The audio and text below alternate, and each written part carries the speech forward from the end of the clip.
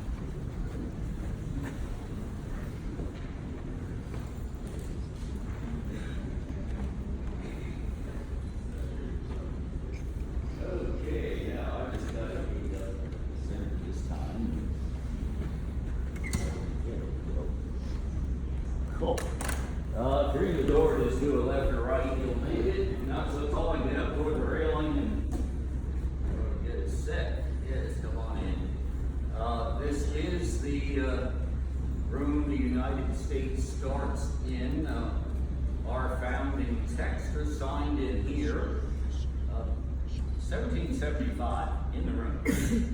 Instead of delegates elected in from counties, there are delegates in here from colonies to a continental congress. That year, at least in part, they're still trying to get their rights as loyal subjects. Early in 1776, a printer about 4 blocks that way, the first man who printed up the pamphlet Common Sense, written by Thomas Paine, yeah. Main idea in it, you'd never get liberty as second-class citizens under a king 3,000 miles away. Made no sense at all for a continent to be ruled by an island. By mid-spring, the pamphlet had sold so well that Congress knows they have a lot of popular support for independence. Hence, they get a number of committees going to work out the nuts and bolts of making that happen. One of the committees, 5 people, that included Thomas Jefferson to write a text for a declaration. Jefferson wrenched room space, and he drafted away for 17 days, end of June. The first week in July, here, Tuesday, vote to break away from Great Britain. Wednesday, as it had been on and off for, about 6 days, the text of the declarations debated. The text was then approved on Thursday, 4th of July. It's printed up Thursday night into Friday. Where it is? Ah, here we go. There are perhaps 200 or 300 copies of it in a first print run. Out they go, putting newspapers, red and so on. At the top, they've all got the day, July 4. Even though the vote is 2 days before, these get out there and everything about independence is tied to the day. But I've got a thought that none of you would, upon first or second or third consideration, think of the Declaration looking anything like this. What you know it from, the handwriting of a clerk by the name of Timothy Matlack. He's hired to prepare a formal version, signed in here the 2nd of August. That's in the National Archives. So if you're from around the District of Columbia, you go to Washington, D.C. today, you were there yesterday, it's Mr. Matlack's writing. It was signed August. It's dated the 4th of July, like the printed versions both we're looking at. Once this gets done, the next 12 years, Delaware had a navy. Some idea, if a political body has a navy, they're basically a country. Though North Carolina had their own money and so did New Hampshire. So they really are like little countries. They decide to run relations with European governments and a war effort as a group when Ben Franklin arrives in Paris, 3rd week December of 76, to get money and arms, not only from the French, but also the Spanish. He is representing Congress of the United States. The arrangement ends up on a few pieces of printed paper. The Articles of Confederation and Perpetual Union.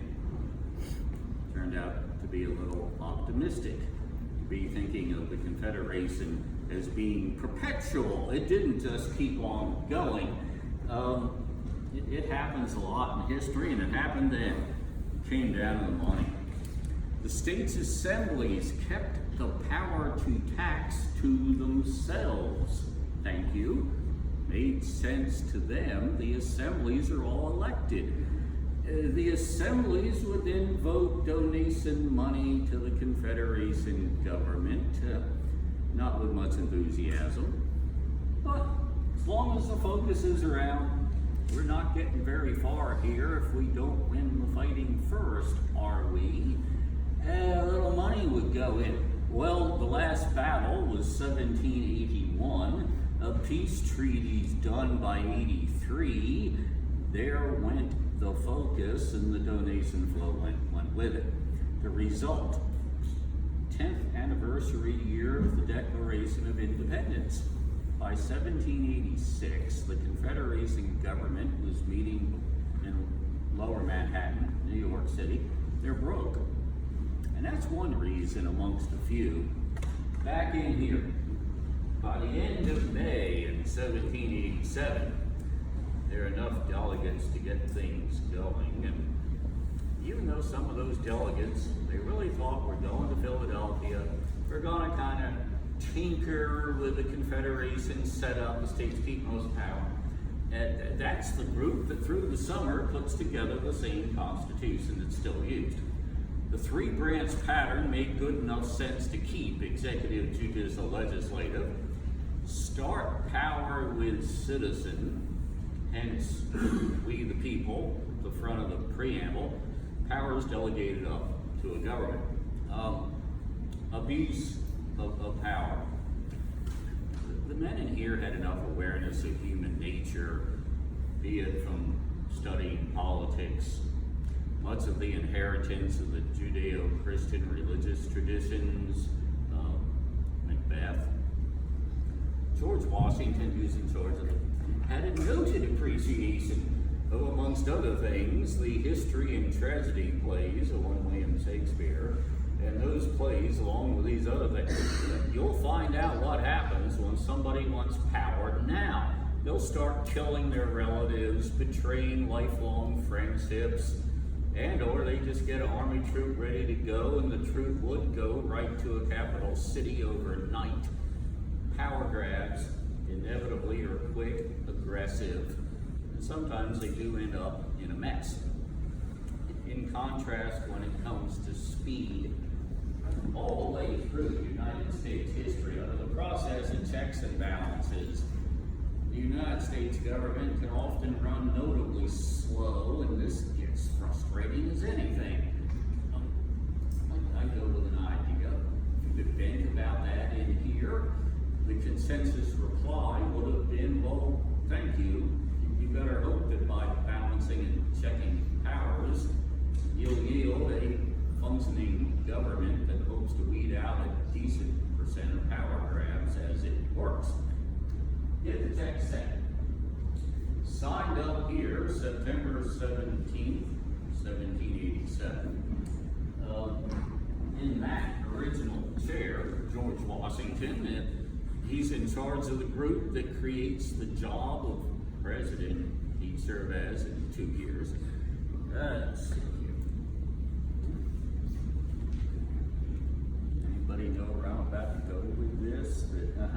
Yeah, Ben Franklin was overheard saying that he'd often looked at the half sun on the chair and wondered if it was a rising or a setting sun, and at length had the happiness to call it a rising and not a setting sun. Eventually, the chair picks up the name. However, when we got the reproduction here, it's a lot easier to highlight. The chair was made by and for patriots. 13 half-rays topped by a liberty cap. And especially since we got this, I've been putting the idea out to visitors. When you visit other sites that commemorate the founding time period, look around for 13s, especially with a sort of nod to the heritage of the Romans. Engravings of Roman-style temples with 13 columns on them. You get a whole lot of items produced that literally get the ideas the country is founded on in front of the public. Now, briefly and lastly, back to that Lafayette return visit. Amongst the entourage was a woman from Scotland named Frances Wright, W-R-I-G-H-T, who's giving public lectures. That's a bit of a hoop for a woman to be doing that at the time. It gets better. She's suggesting it might be good if someday in the United States women got the right to vote. 1824-25 Americans got to hear that. Takes well on 100 years to get the change through. It though gets to the idea. We've always had a tension in United States history between thinking the government's got enough structure to function and having individuals and groups take a look at the powerful ideas in the first couple paragraphs of the text we're founded on. All men are created equal, we the people. Wait a second here. I or we feel we don't get full liberty, participation, justice here now. They agitate, sometimes with no apology, cantankerously, loudly. Then they'll often think out how to use the constitutional structure of the government to get to the access to the liberties and justices they want, and these all go back to the ideas of the text signed in here. Is the room the United States starts in. Now, anything in here you have a question about, or anything I've maybe been standing under some of the time, but yeah. The writing piece was made in 1745. It's been in this room since 1976. It was put in for the bicentenary of the Declaration to get something in here appropriate to when the building was easily done, as opposed to the notably Victorian piece that it replaced. Which had been put in for the Lafayette. Then it got added on to, and that one got rigged for gas lamp by the 1840s. It was electrified for 1876. By 1948, when this became a national park site, it was Victorian. So the decision was gradually made and then done to take that out and go get this. So, anything else? Okay, well, thanks for your time. Enjoy the rest of the day out there. It's about as good as a day as we'll get around here. It's pretty good out there. So just turn around, head out to the left, and have a good visit. What do you say that it's George?